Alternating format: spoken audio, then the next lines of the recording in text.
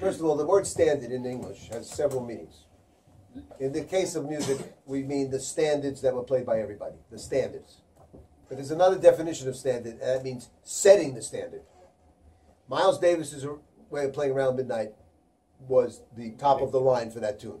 Everybody in the world who ever played it must know Miles' way of playing it with Coltrane. Waltz for Debbie. You've got to know Bill Evans from Live at the Village Vanguard with everybody talking. Everybody talking. And you have to know that version. Inner Urge, you must know Joe Henderson's version. Okay, that's setting a standard. Very good, because you know you're looking up at the top of the mountain. Okay? Cool.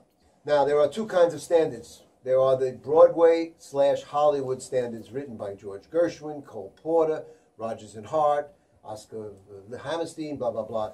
And they became vehicles for the jazz musicians of the early periods. They used those songs to play on. They liked the harmony, maybe the melody, but they definitely liked the harmony.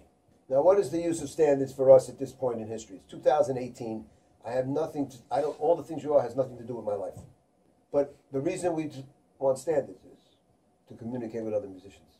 If you're Bach, you walk in, you say, Prelude number 42, guy goes, oh, we know that. We have a common vocabulary, and that's what the purpose of the standards is, besides playing for a dance in a hotel lounge. The other thing is, if you play the standard, because you have that standard of Miles playing Stella by Starlight, means you have something to aim for in your own interpretation. So you treat it seriously to play the standards at the level of that classic way that Miles did it. You start with that, like we do when we play. We start with that feeling, and then we go to our own feeling. You have that mountain, you have clarity about what you need to do. Okay. There's nobody has to tell you that you got to be as good as that is, or almost. You have to copy that. Now, there's a couple questions about the standards. How many standards do you have to know? And do you have to know them in 12 keys? And of course, if you play for singers, nothing personal, singers. Yeah. Sorry, I'm not going to get into it. But if you play for singers who sing in the key of B, thank you. Here's my opinion. Now, this is not fact. I'm just telling you what I think. If you're a piano player or a bass player, and you want to make a living, you better know it in 12 keys. Number one. Number two, how many standards? The fear that goes through you when you go to a jam session. Yeah. That you're going to go on the stage, and they're going to call a tune you don't know. You could spend your whole life in learning the 10,000 standards that exist. By the way, if you ever do a cruise, if you are a boat music boat, you better know some tunes. Because people from all over the world, and they got that 20-euro note. You know this tune, boy?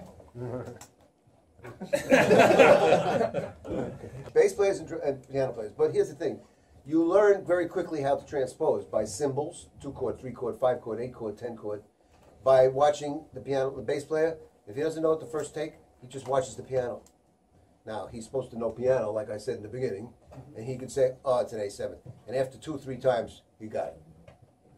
Now, for the horn players and the singers and all that, this is my feeling. I'd rather have you play one version in one key, great, than 11 versions that don't sound. If you've got something to say, Green Dolphin Street in E flat, it means more to me than all the other 11 keys.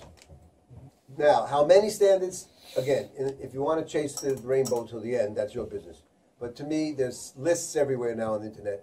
There's 20 to 30 classic standards that you know get called at a jam session. Okay, names. Autumn Leaves. Autumn Leaves. Next. Night and Day. Night and Day. That will probably play tonight.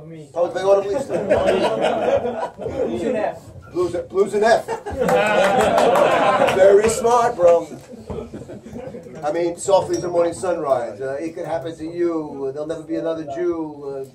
Graceful You. My Funny Valentine. Satin Doll. Perdido. Take the A Train. I mean, I go on. After 20 or 30 tunes, you get the point. The list is pretty much obvious. Body and Soul, In a Sentimental Mood. Obviously, Impressions. Maybe Milestones. That's already going up a level. So don't worry about it. Get those 20 or 30 together. And then, if you enjoy it, that's great. Have a great life. But if you say, I really don't want to play these anymore, I want to play my own music, you're right. School, you guys are in school, I assume. This is the time to do it. Young guys, this is your time to learn those 20 to 30. One a week is fine. With a play along, if you can, get enablers, they're all available now.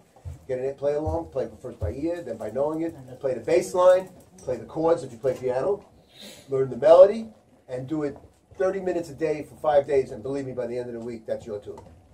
But you gotta stay by it. Ear, maybe not by ear, maybe just by reading it. Always, you do everything. And if you make that a study, figure that 4 or 5 months, you got about 15, 20 tunes.